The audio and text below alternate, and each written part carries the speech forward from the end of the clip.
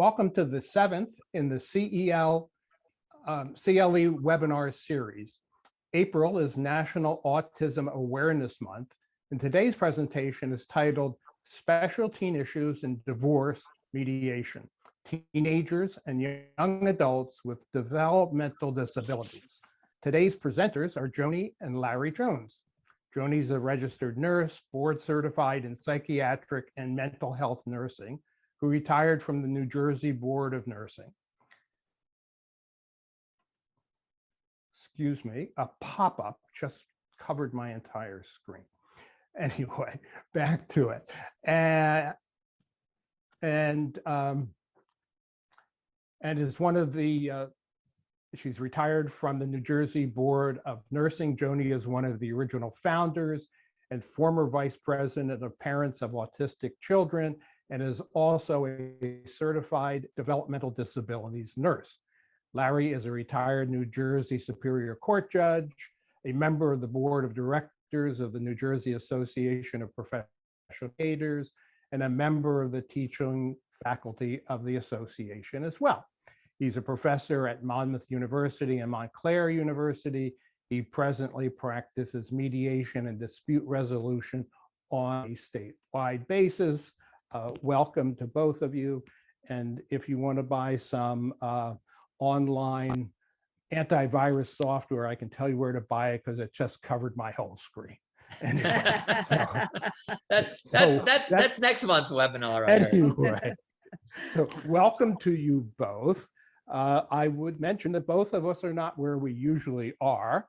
I'm in Virginia, and Larry commented, "Where's my blue wall?" Well, it's still where it is, but I'm not there.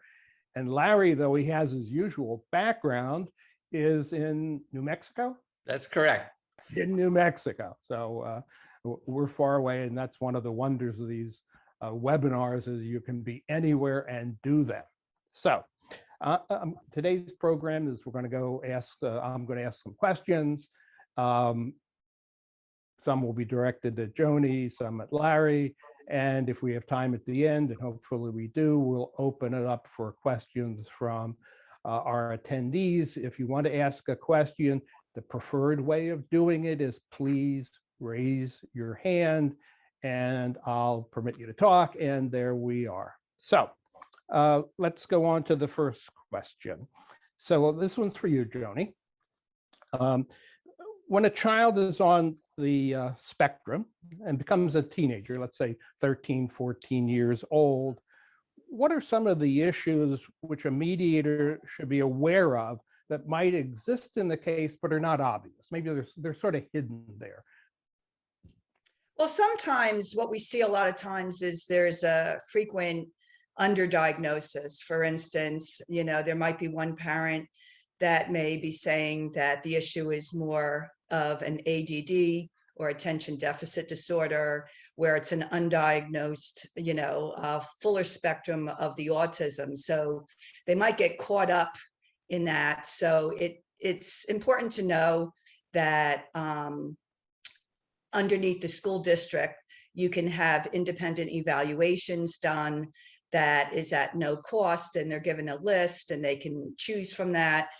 If they have insurance, they can use the insurance, but I think it's very important that they first agree on the diagnosis.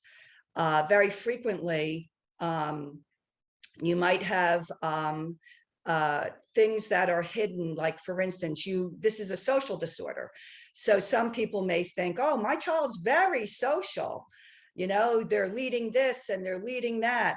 But the problem comes in with the compromise. So when it's something of an area of interest to the individual, sure, they can go off, forever on it, but ask them to compromise. And if they're going to be successful as adults, they have to learn that compromise. So that's why it's very important to utilize such resources. Also, this is a time that we see hormonal changes. So when they're entering into the teens and they're going into puberty, those are some things that are taking place that, affects everybody, whether they're on the spectrum or they're not. And a lot of times they don't know what's going on, and the transitioning is very difficult.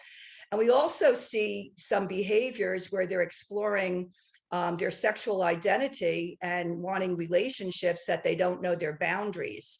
So they may be getting into trouble, not knowing that, they may be doing something inappropriate by invading somebody's space. And then, the child can be looked upon as, being this, this terrible person when they really don't know any differences. So it's important for the mediator to know that, parents can actually request an IEP, the individual educational plan, at any time. Even though it's done minimally of a year, you can call that at any given time. And, this can be very helpful when they're going through such changes as a separation or divorce, where their whole world is going to change. So, but the important thing that I would say that it really should be, since this is a period of independence, it should be person driven.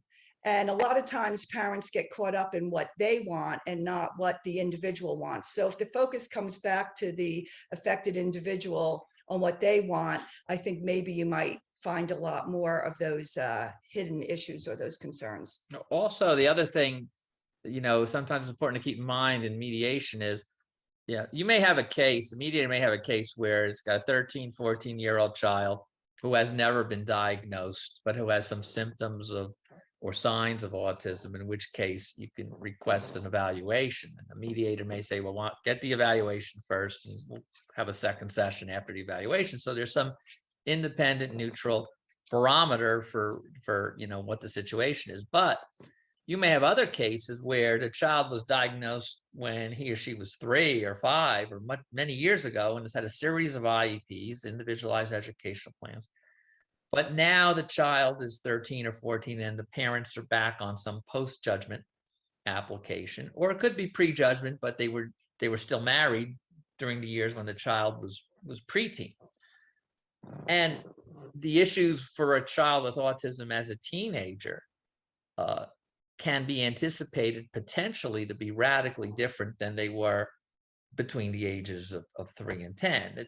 Just like we know with typical children is that way, it can in some instances be pronounced, in this situation.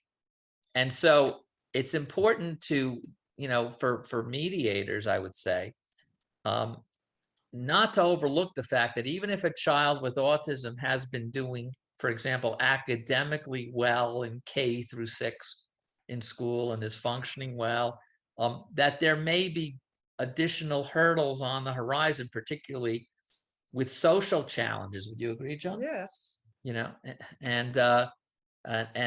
So when you're planning out what your long-term situation is in a mediation, it's important to keep that in mind. So how you're going to deal with those issues as they come up, rather than just saying they don't exist now, so we don't worry about them, and then if and when something happens, we'll deal with it then. So, Larry, you're a mediator, and I'm sure you've got some sort of intake form. Does your form have a line about the health of the children or something like that, so that you are, at least if the parents are forthcoming, aware of what's going on?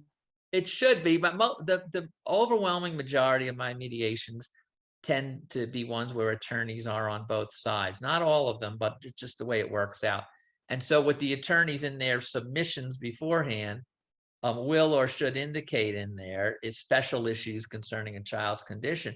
And when there are issues concerning autism or other developmental disabilities, it helps to have some description of that. If there is an IEP in place, I would suggest that mediators should request a copy of it so that they have a chance to read it before the mediation, if anything concerning the child's special needs are at issue. If they're not, if they happen to have a child with autism, but they're only arguing over, sale of some property, you don't need that information. If it relates in any way to child rearing, to, custody, parenting time, educational issues, things like that, that type of information can be extremely valuable to the mediator in advance, because first of all, if it's an IEP, it's free. It already exists if the child's already in the special ed program.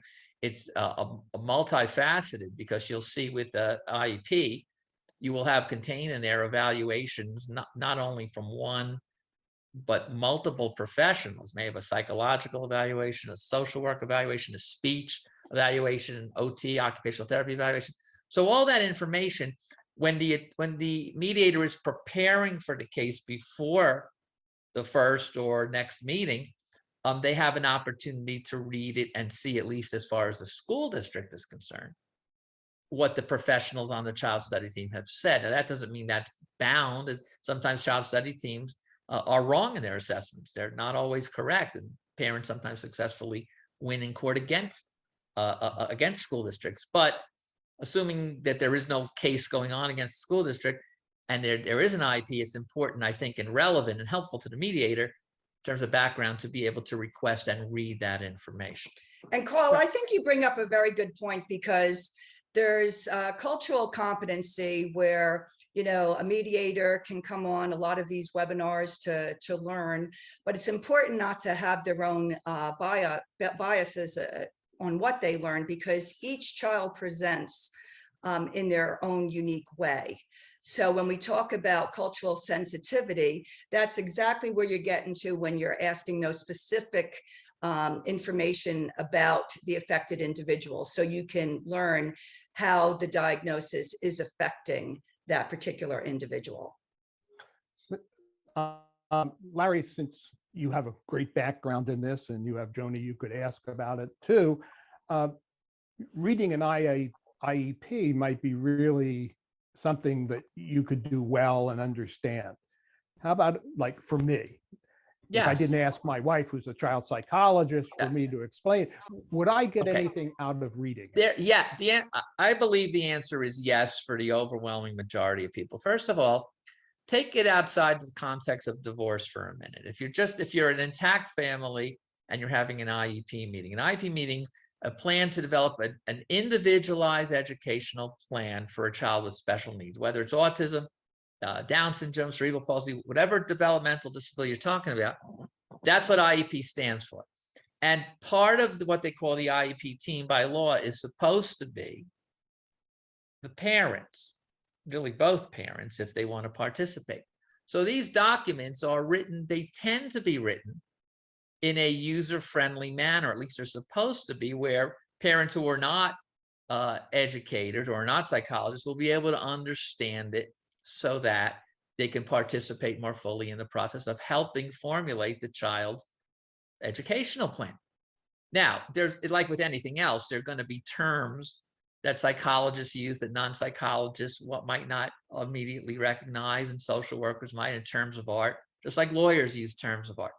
But that's where dictionaries come in, and that's where you go online and check out what certain words mean and certain phrases mean. But I would have to say that, I've seen lots of IEPs, and maybe I have a bit of an advantage because I'm familiar with IEPs, perhaps more so than some other people. But even if it was my first IEP, in general, I think they're fairly logical to understand. They're written in a very, very specific way. They talk about the background, they talk about the how they did the testing, and they talk about the conclusion. So they're kind of broken down. I don't think you need to be a lawyer or a judge to understand the content of most IEPs. Okay. So another question. This one's for you again, Joni. If a teenager with autism has significant social issues and challenges, what are some of the things that separated or divorcing parents might discuss or think about in a mediation session? Well, I think we have to remember that this is a very, very emotional time for the parents, because, in the intact family, there might have been one person that was more the direct caregiver. There was another person that maybe was the person who was more doing the financial responsibilities. And now you're having the separation of the two, and then both parties have to take on both roles. And there might be the primary caregiver just afraid, just fearful of letting go and wondering the what ifs, what's going on, just losing that control. So it's important that a mediator know that they can really promote the advantages of being in two different environments. And the reason for that is when a skill is considered mastered, when it's considered learned, it has to be across all different environments. So when you have two different environments and different settings, that's an advantage of that, because we can see during a transitional period that an individual might just decompensate. So that's number one, is just like focusing on the advantage towards mastering the skills. Two, I usually recommend the communication be in writing. And the reason why I say that is because you're going to get he said, she said. And if it's in writing, whether it's a text, whether it's an email, however they want to do it, as long as it's in writing, then there won't be those additional discrepancies when you come back about what happened. And the communication becomes very important because you want to address what challenges are emerging, what challenges are present, what's working, what's not working. Because just like in an intact family, you want to have that consistency. You don't want to promote any more type of confusion to the affected individual. So there should be even consistencies in what the motivators or the awards are for the desired behaviors, what the consequences are for the undesired behaviors. You don't want to have that confusion. You also don't want to have somebody where they go into one of the homes and they're on the computer for 3 or 4 hours and there's none of those maladaptive or negative behaviors, because you're not really pulling them out of their world. They're very comfortable in their world. So what are they learning? So you're not going to see that. So when a mediator, hear someone, oh yeah, but look at when they're with that person, they're screaming and they're not happy and blah, blah, blah. Well, that's probably because they're being taken out of their comfort zone. So I think that's very important, because that like gets misconceived. And you don't want to have somebody who's perseverating for hours on end on a computer just because they're not going to display any of those negative behaviors. Another good thing is, especially when the roles are changing, that maybe the person who was the financial person and really wasn't the primary caregiver, maybe there's an agreement that they go to some trainings. And if they go to some trainings, that may put the primary caregiver at a little bit of ease.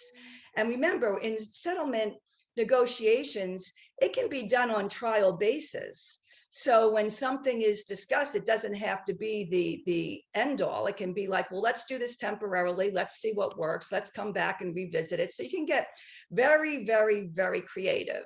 And like Larry alluded to, you can develop, a new IEP, because this is a transitioning period. You can ask for parent training. You can ask for home trainings.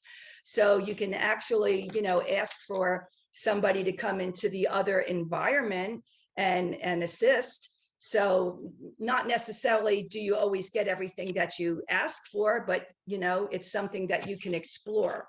And then there's always those independent evaluations that I referred to earlier at the cost of the school district. And you can even call in some educational consultants. But parenting classes, that may be another avenue. And if the parents go into some parenting classes, I would look for some that have some knowledge in special needs. And also with the IEP, you can look at the extended school year, or you can even look at some of the social skills camps that are available that can help the individual improve in those social skills. Larry, when you get a client and they have an autistic child or autistic children, how often are issues relating to the children, significant? How often do they or parents really agree what needs to be done? And how often are they really at odds? Well, they're at odds quite a bit in my experience. Listen, some cases, as I alluded to before, some cases they have nothing to do with the child's autism, and they just happen, two people getting divorced just happen to have a child with autism. but they either are in complete agreement with what should happen, there are no issues, or they already have a program in place and they're all fine with it. And it's not really an issue being raised in the litigation. So if it's not an issue being raised by the parents, you don't really have to involve, you don't have to get into all the details about that. You're there as their divorce mediator, not as their special needs mediator. That being stated, in my experience, the number of cases that end up having debates and battles over a child's autism, whether the child even has autism, number one, a diagnosis issue. Number two, if there is a diagnosis, what is the appropriate plan of care? Number three, how does the parenting time potentially impact on that plan of care and the parenting schedule, the going back and forth? Or one parent saying that the other parent is not doing the follow through. So every time a child goes from one parent to the other, there's regression sometimes, or at least stagnation. And you just keep starting over and over again, instead one step forward, two steps back. So I see this happening. This is, again, just my own observation. But I see this happening more and more. And I think the reason for it, quite frankly, is because you're getting more and more diagnoses of autism. The divorce rate is 50%. And so logically, mathematically, you're going to see more cases along these lines. But I will say this, that, in a huge majority of these cases, I would say, from my perspective, the issues that the parents are fighting about have more to do with the dysfunction between the parents rather than the challenges of the child with autism. Two parents who were able to resolve their differences from their backstory, from their failed marriage or relationship, or anger or animosities over what happened, which caused the marriage to fail and has caused their ability to communicate to be nil. If that can be put on the side or can be rehabilitated in some fashion after divorce, like Joni referenced, things like counseling, things like co-parenting counseling, if possible, with someone with some experience with autism, but even if they don't have experience in autism, just a good co-parenting counselor to at least get the parents on the same page to what's going to be has to be a lifelong function of teamwork between the two, if they're really interested in doing what's in the best interest of their child. A lot of parents say they want what's best for their child. I'm only here for my child. All of these platitudes, words are cheap. They don't mean anything without action. They mean nothing. But then when you see their actions and the emotion is running the show, not the logic, and while they say all of these things, they're busy fighting with each other over every little issue. And then the child falls through the cracks, you see, as collateral damage. When you're talking about teenagers with autism, that's a pretty critical time in a child's life, child with autism, transitioning from childhood to adulthood. What takes place in those teen years may well govern what that child's entire adulthood is going to be like, whether it's going to be one of potential independence or semi-independence versus wasted potential because the parents were too busy being at war with each other rather than figuring out how to work together with someone they might not like, but need to work with as a teammate. And that's where the role of an effective mediator in that area becomes critical, because it's not just about, well, what's going to be the program or what's going to be the parenting time, but what's the long range plan here for the child? What's going to happen? So, are you going to be before a mediator every 5 minutes or before a parenting coordinator every month? Or can you kind of move on from the damage of what happened in the past and work together in reality for the sake of the child? But it happens a lot, Carl. Right. So are the issues when a autistic child become a teenager more difficult than the ones when they're younger, or are they just different? It really depends case by case. Everything is fact sensitive, but let's put it this way. It's not uncommon for parents who had a child with autism who thought they had everything under control, even in an intact family, to once that child hits, like Joni said, puberty, teenage years, that there's a whole new array of issues and challenges that parents have to be prepared to deal with that are completely different from the challenges when the child was younger. When you're talking about a child who's 2 or 3, you first get the diagnosis, and that can be very, it can be very challenging for parents. it could be a shock to a lot of parents. And then it's a question of, what's going to be the behavioral therapy, what's going to be the academic program. And then they're really happy because success stories or alleged success stories where the child's doing really well academically. The teachers report, he's getting all A's and is, is playing with other children and stuff like that. And then puberty hits. And like Joni said before, autism is very, very much a social disorder. And the key years for social development are in part your teenage years, obviously. So you could have a child who's doing great academically, K through 6, and then all of a sudden it's fallen off the ledge, so to speak, symbolically speaking, because all of a sudden in school, he or she can't really socially function, and then they're depressed, and then they're upset, and then they're angry, and they're dealing with their natural challenges of some children that they may have, and they wind up regressing. And the parents are fighting with each other, or they're unprepared, or they can't get on the same page, and nobody's telling the other one what to do, etc.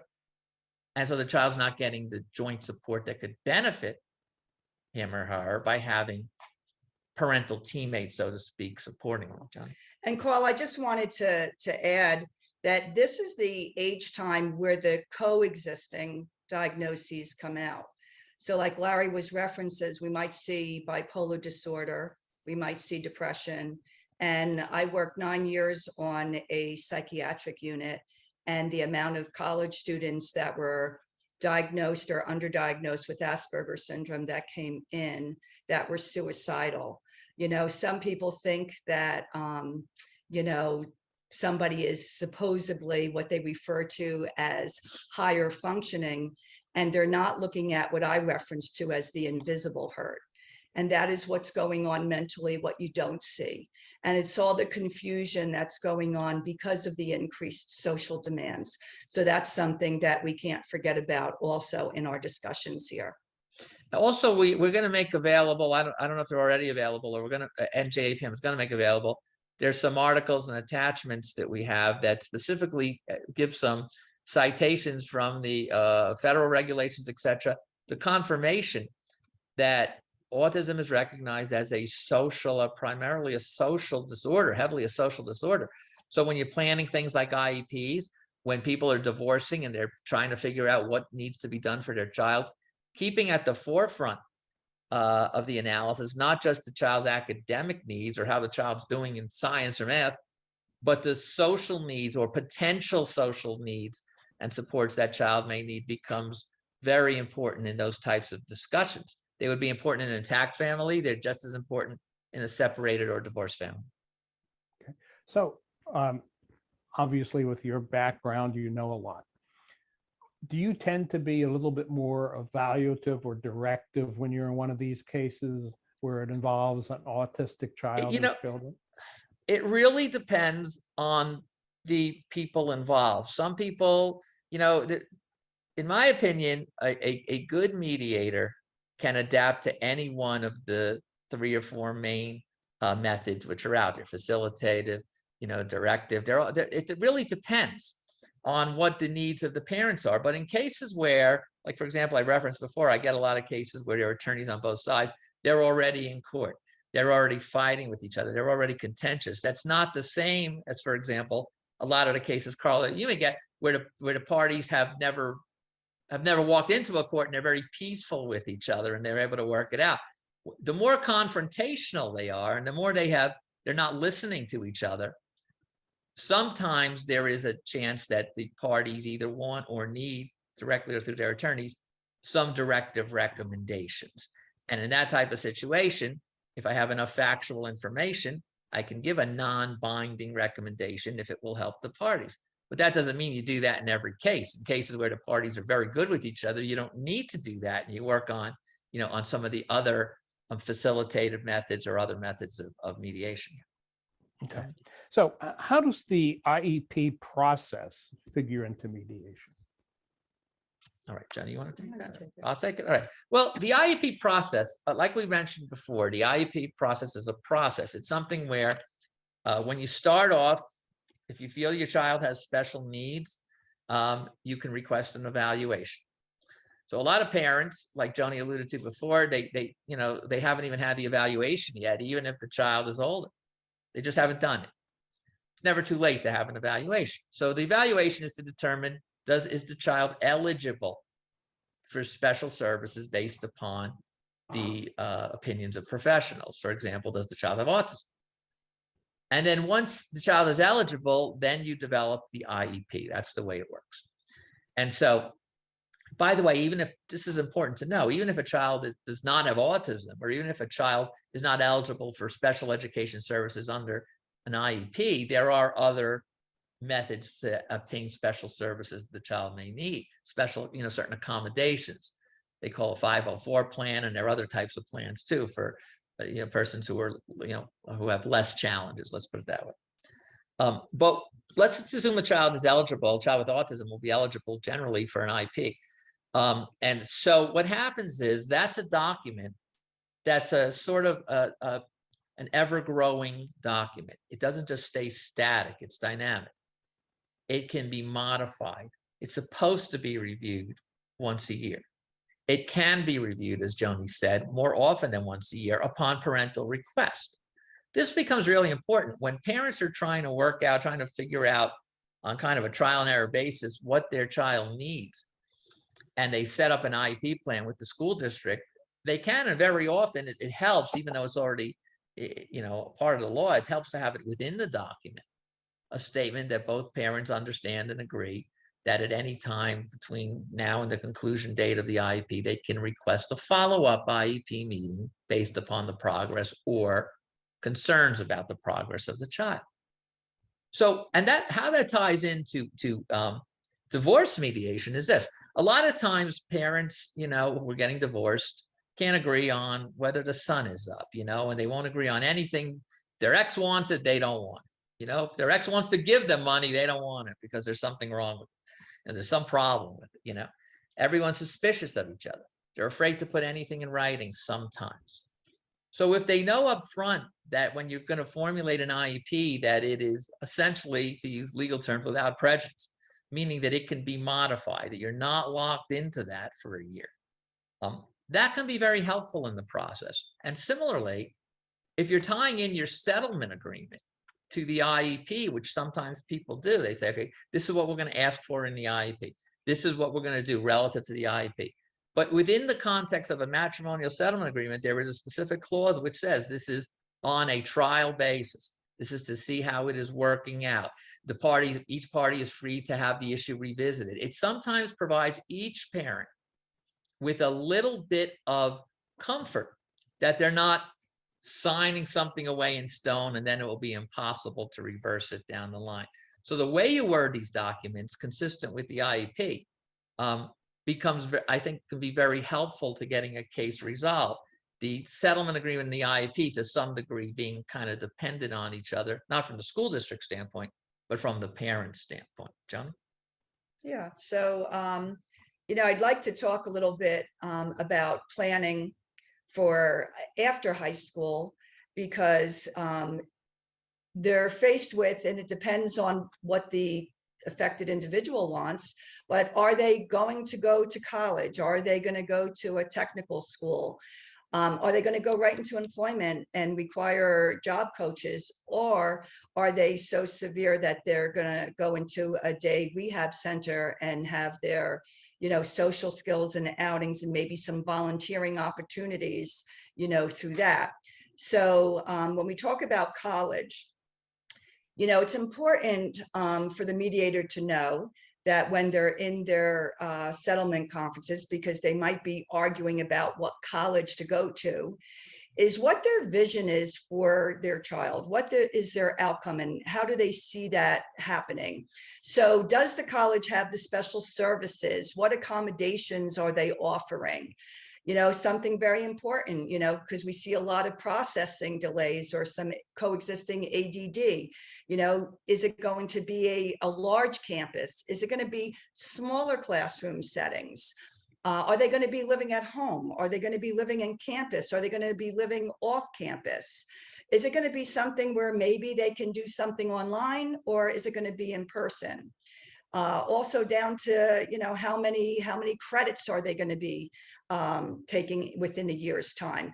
A lot of them argue over the fact that they want them working at the same time so that they can contribute. And, this is a transitioning time, and we don't know what the social demands are going to be. So, it's important for the mediator to know that, not being so quick in emancipation, not being so quick to throw extra demands when you don't know how they're going to transition, because like we've, talked about, this being a social disability, and the demands are really great when they get into that type of a setting. Now, are they going to go into a VOTEC? What I think is very interesting is that, so many people argue the fact that, oh, they've got strengths in this area, like they might know everything about a car, so let's put them into VOTEC to learn about cars.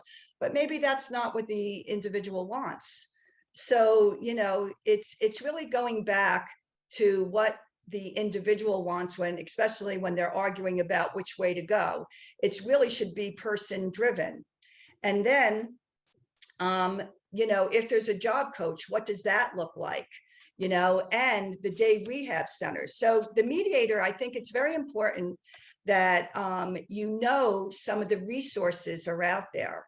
And the Division of Developmental Disabilities under the New Jersey Department of Human Resources, they have some great things there. So there's one that's called Planning Adult Life, and that's usually ages 16 to 21. And this involves the ARC of New Jersey and Community Access Unlimited. This will discuss things like education, housing, financial planning, behavioral health, planning, a life course. So that's one thing that you have as your resource. Another one for individuals 21, there's transitioning from school to adulthood.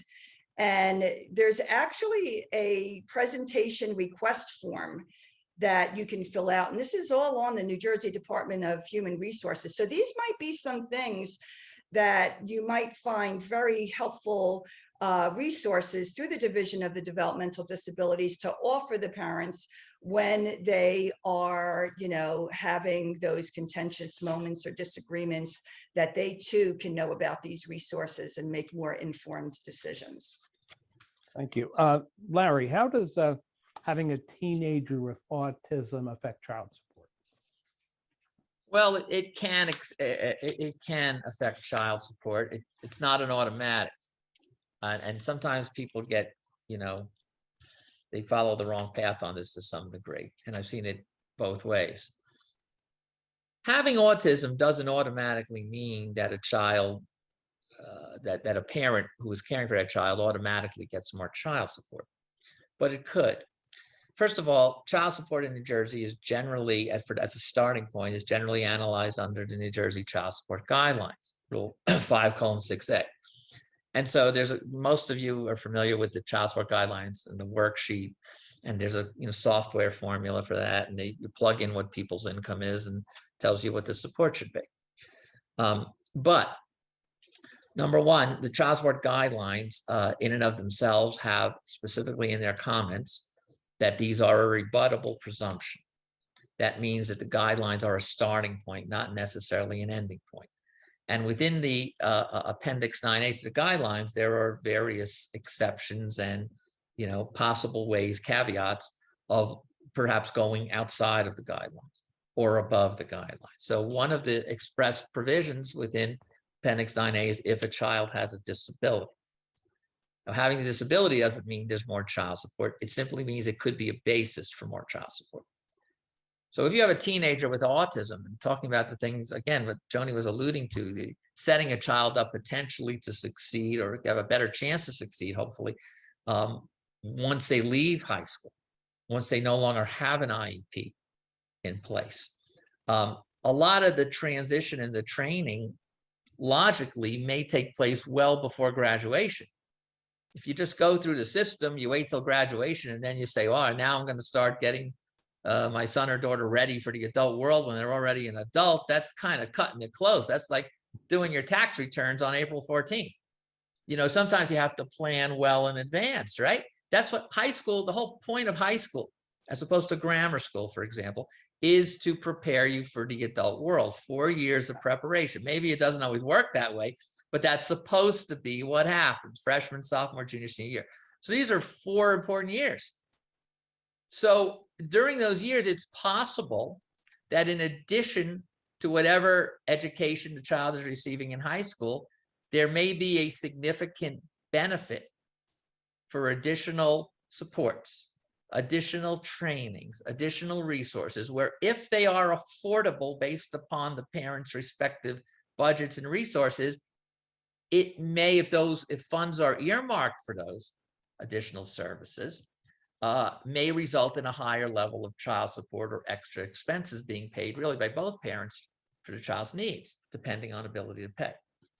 So if you take a look at the statute, child support statute, NJAPM 34-23, that statute is what mediators, attorneys, parties can look to if the child support under a basic child support analysis is insufficient to cover the reasonable needs of a child with special needs, special challenges, a teenager. It could also be for a child who's not a teenager, but we're talking about teenagers right now. And then the question becomes, okay, what should be the additional amount? Is the cost reasonable? Is it reasonably helpful to the child? Can the parents afford it, and will a court order it? Or more importantly, in mediation, can the parties agree to it? That's the whole point of the mediation. So there's lots of things, just by way of example, you know, it being a social disorder, a largely social disorder, there are many children, teenagers with autism who academically are brilliant, but they may not be able to get past the first job interview because socially they don't have the skills to communicate with the interviewer. They don't make eye contact. They act inappropriately. And I'm not saying every child with autism, you know, the old saying is, you've met one child with autism, you've met one child with autism. You can't stereotype. You can't just generalize people. But that being stated, there are many teenagers with autism spectrum disorder who have similar, to some degree, challenges. There are many stories of many people in the autism field who have autism, who talk about how, you know, they tested brilliantly, but they couldn't get hired somewhere or couldn't hold a job. So a lot of it comes back to the training that takes place when you're a teenager. It can be helpful to set you up for success or a greater chance for success. So that sometimes may cost money if you're going outside the school district. So that's just one example of how if a parent was seeking extra funds to have training, extra help, extra tutoring, extra behavioral therapy, ABA therapy for their teenage child, it may result in additional child support. The key, though, is in both mediation as well as in court, I would say, is if someone is asking for more support for their special needs child, special needs teenager, it's really helpful to be able to demonstrate where those funds are going, that some research was done, that what's the cost, who would you be hiring, you know, how is this going to work? Not just, I need more money because I have a child with autism. That overgeneralizes too. If everything's already funded by insurance and the school district and everything else, and you're not having any extra special expenses for the child, theoretically, there may not be a basis in the evidence to increase child support. But sure, there are lots of cases where someone will pay above and beyond child support guidelines to meet reasonable additional special needs of the child. I just want to also point out, in the case information statement, if you look at the basic case information statement, and this is perhaps the most overlooked section of the entire case information statement in my experience, on the very last page, the signature page, there's a section that says special issues or problems. It's right there in boldface, black and white. And I've seen many cases where a child has autism or Down syndrome or some other disability, and it's just left blank. The parents just left it blank, or whoever prepared it left it blank. That's a huge gap, because you're not telling the person receiving the CIS, whether it's a mediator or a judge or an arbitrator, whoever it is, you're not telling them what the special problem is. You're not educating them on that. So it becomes more difficult to try to get to a result that might be more more appropriate under the circumstances if the parent doesn't supply that information. John? Yeah, and I just wanted to add that for the mediators, that many times you might find an individual that's on a gluten-free diet and they require special food.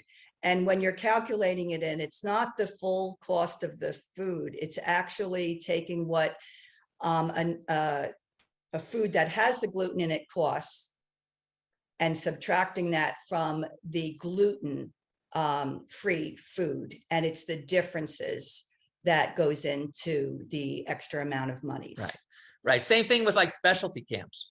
If you're going to send a child there, and there are camps out there that, you know, for children, teenagers with special needs, you know, there may be a premium in cost in certain camps. So then you take a look at what the additional cost would be and see if that's reasonable, you know, under the circumstances. But it really depends, you know, no matter what the child's needs are, it depends on being able to identify and get some information about the needs. It also depends on going on the other side, on what the parents can reasonably afford. There are lots of people who come in and they say, my child needs, you know, an extra $1,000 a week in support. But the other parent legitimately can't pay anywhere near that because of the constrictions of their job and their salary. So what the child needs is not the only part of the analysis. That's one part. Having a reasonably balanced analysis, especially in mediation, where you know both sides need to feel that they're getting a fair shake in order to reach a voluntary agreement.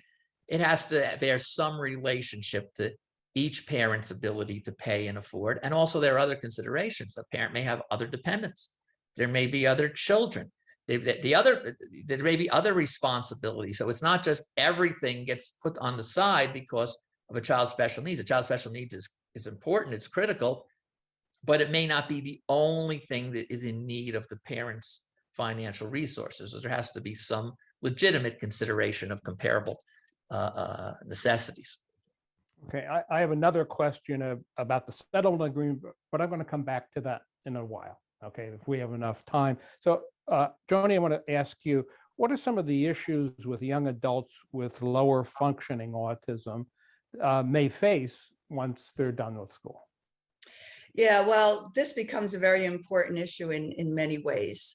And the parents, you know, should always be redirected to what are the goals of the individual, to as much as what they can get from them in the way that they effectively communicate and they know their child. It should always go back to that.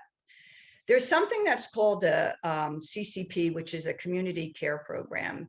And it's an alternative to institutionalization as parents start to age out, or if they get sick or they pass away, that there are alternatives. For example, they can get people in their own homes to offer the support that they need. They can take them out into the community.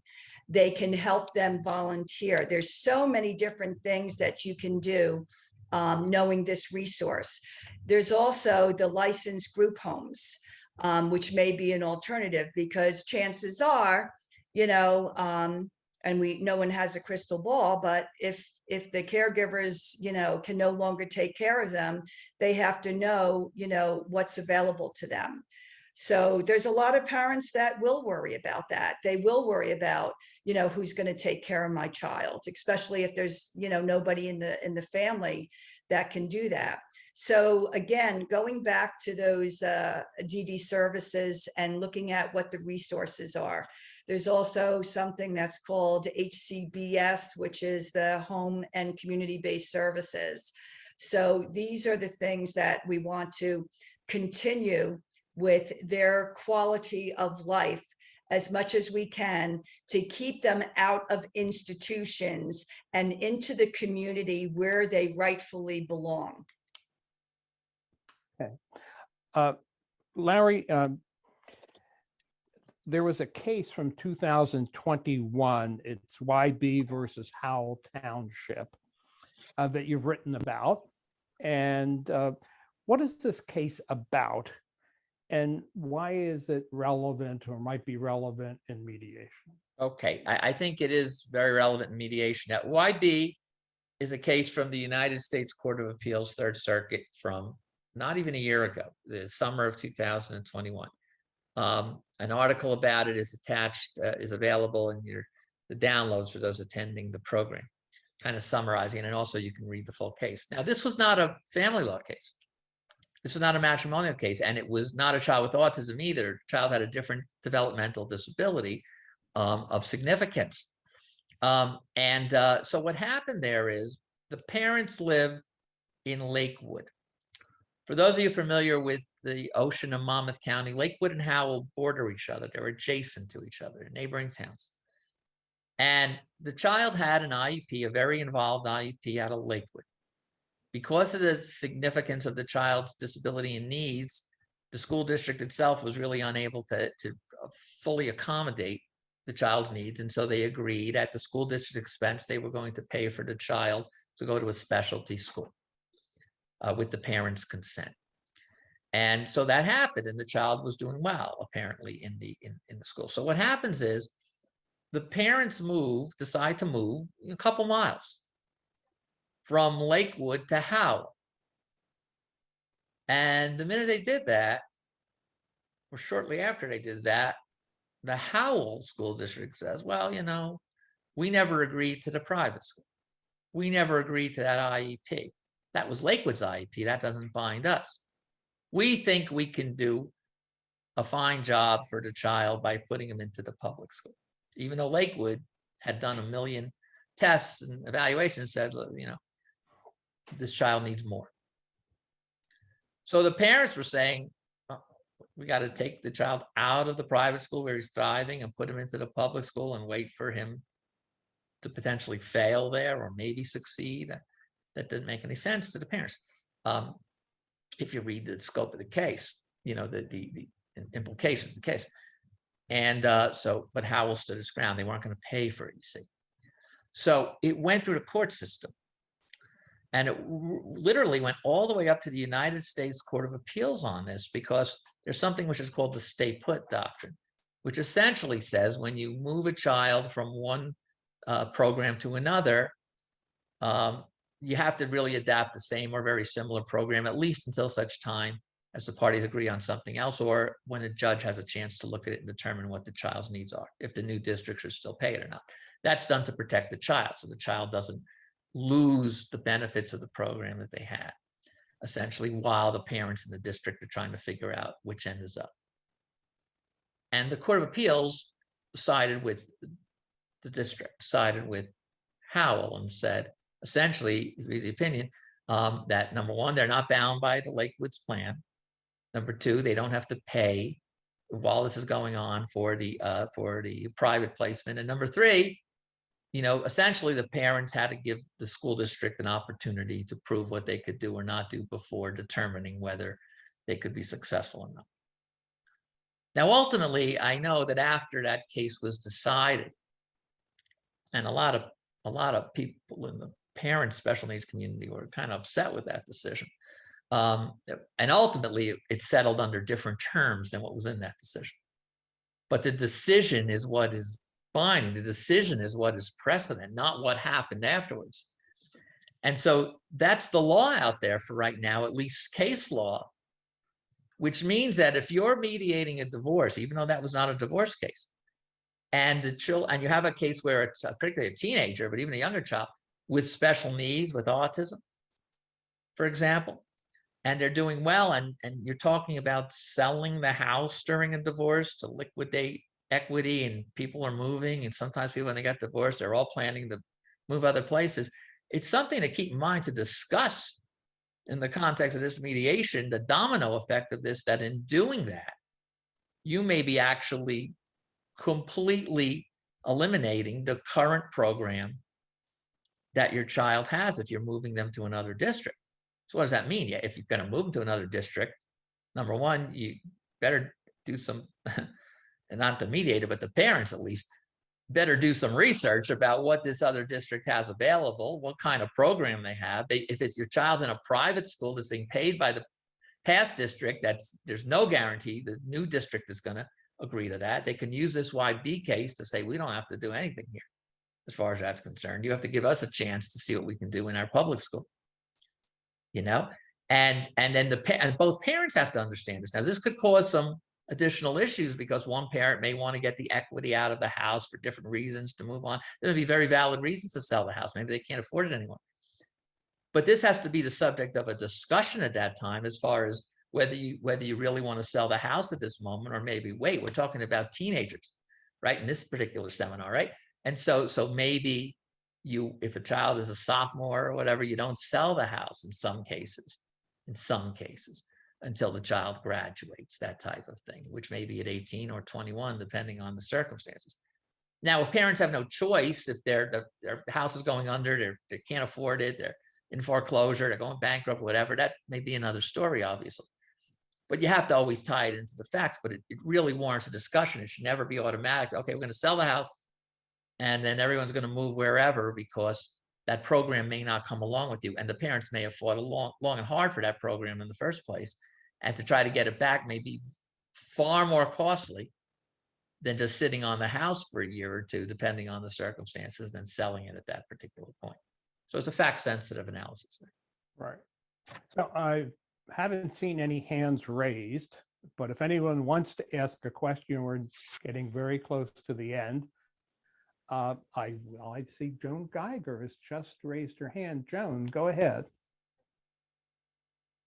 Joan, unmute yourself. Okay. I'm wondering if Joni knows of any type of pamphlet, or I don't want to make extra work for anybody, but it would be really, really helpful to me at any rate to have something, just a piece of paper in writing that lists a lot of the things she talked about, the community care program, what's the website for that, the home community-based services, is there, that you could give to parents to say, here, I don't know if any of these would work for you in your particular situation, but here's some resources that you may or may not know of. Because I have clients, I've had clients come in, they don't even know about an IEP or a 504, Right. much less any of these other things. And I am far from being I'm just listening to Joni. She knows so much more than I know. It would be really helpful to be able to advise my clients of that. Well, Joan, they make it very easy, because if you look it up just on the web, and it's under the New Jersey Department of Human Resources, the Division of Developmental Disabilities, they have it all spelled out very nicely. You click on the link and the form appears. So it's very, very user-friendly. So I don't have anything written out, but I certainly can do that. And we can give that over to Call. And but you'll find that it's very user-friendly on the web. I have to read a code. Glenn Middleton, thank you for reminding me. I got too engrossed in this. The code for today is 3167. 3167. I'd repeat it in 5 minutes, but I'm not sure we have 5 minutes. Any other questions? So I have a question for you, Larry. When I do mediation, I have a checklist. I do it like flying a plane, right? I want to make sure I cover everything. So I go down my checklist every single time.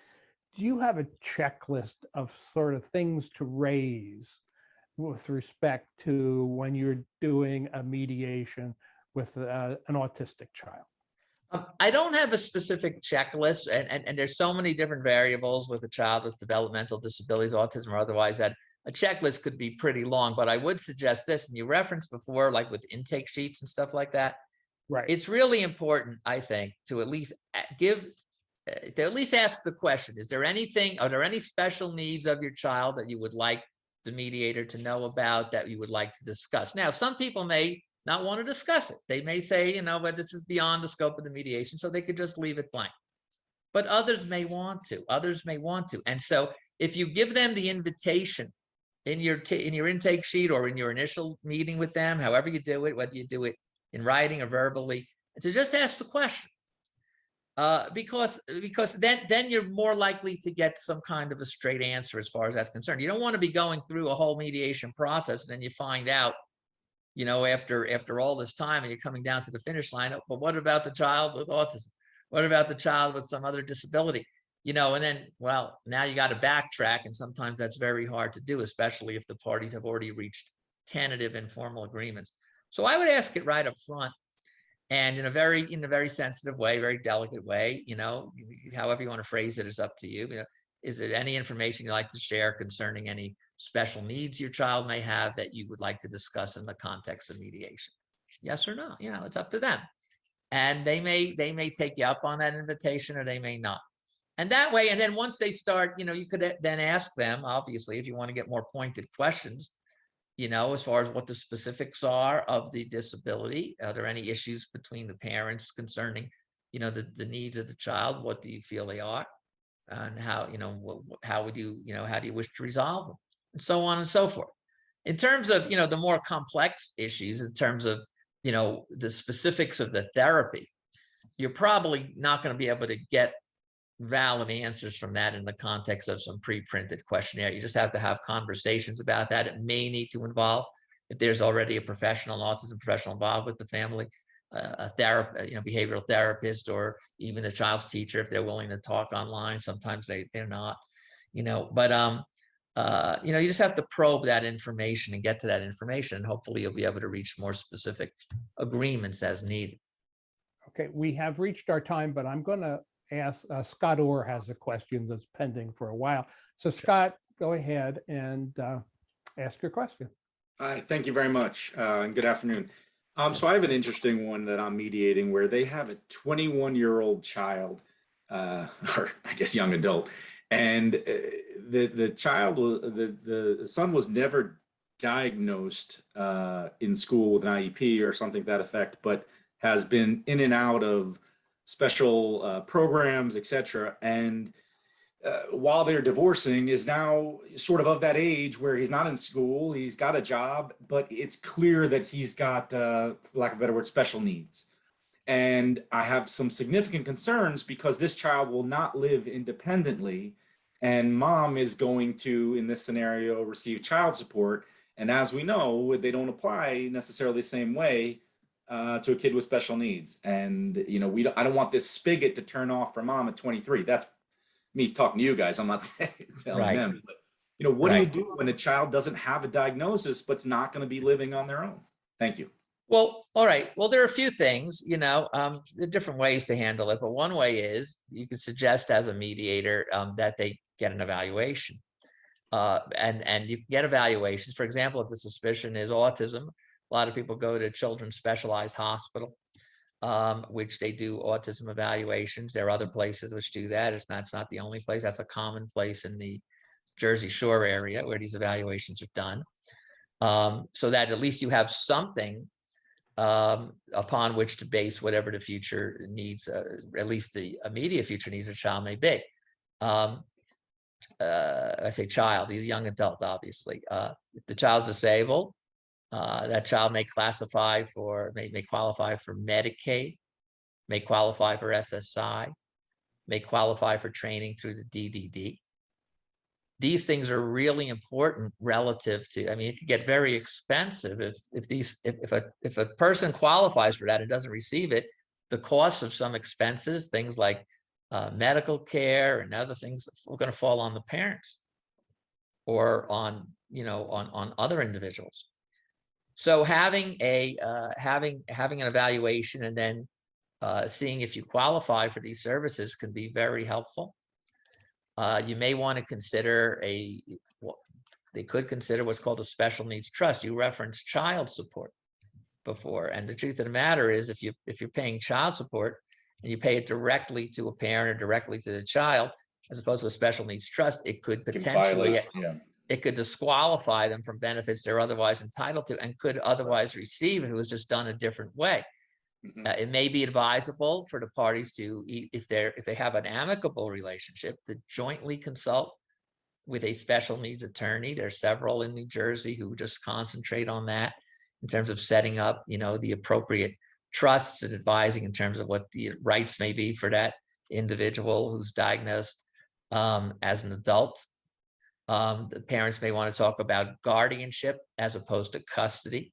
When you mentioned child support ending at 23, As many of you know, in 2017, the statute came out saying child support could end at 19, or then could end at 23.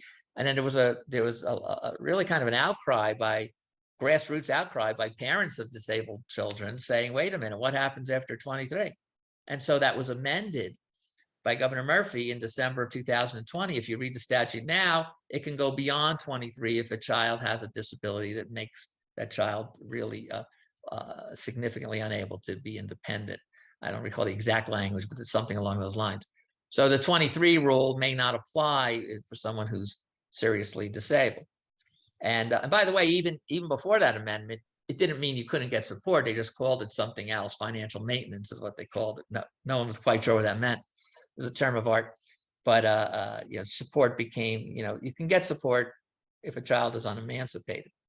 But there's a whole body of law on that. I'm not going to cover it in 2 minutes. But probably the best thing to do is to either refer them to a special needs attorney, or perhaps consult as counsel with a special needs attorney and kind of get more fact-specific information relative to the case itself. Joni? And Scott, I think it also is important for the parents to know that there are programs that are out there that are only available through the Medicaid program. Right. So you can have all the money and they are Medicaid based.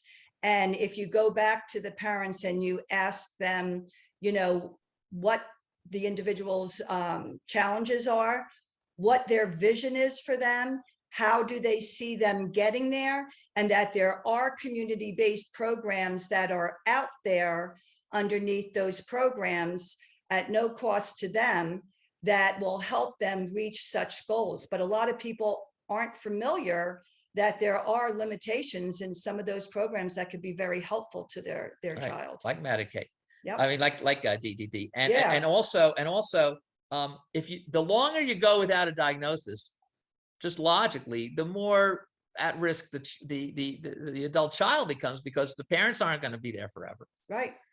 At some point, someone's going to need a diagnosis to follow through on what needs to be done. That's So right. even if the diagnosis has never been done for whatever reason until the child's now an adult, it's still not too late to get the diagnosis. There are people being diagnosed with autism in their 40s and 50s and older. It happens. And I think the co-parenting might be very helpful, Yeah. to discuss some of those issues, and help them weed through that, because it's some difficult conversations, especially when you have to talk about aging out and no longer being there to care for them. They're difficult conversations. So Thank you. I want to thank you. Our time is up. We've run over it a little bit, but that's great. Thank you very much. It was really interesting, and I always enjoy hearing both of you. So Thank you for having us, Thanks, Carl, Carl. and Yeah. happy Autism Awareness Month, which is now called Autism Acceptance Month as of last year. Oh, So, okay. We're going with the times. And thank you to everyone who attended today, and hopefully you found it of some relevance. Take care. Right.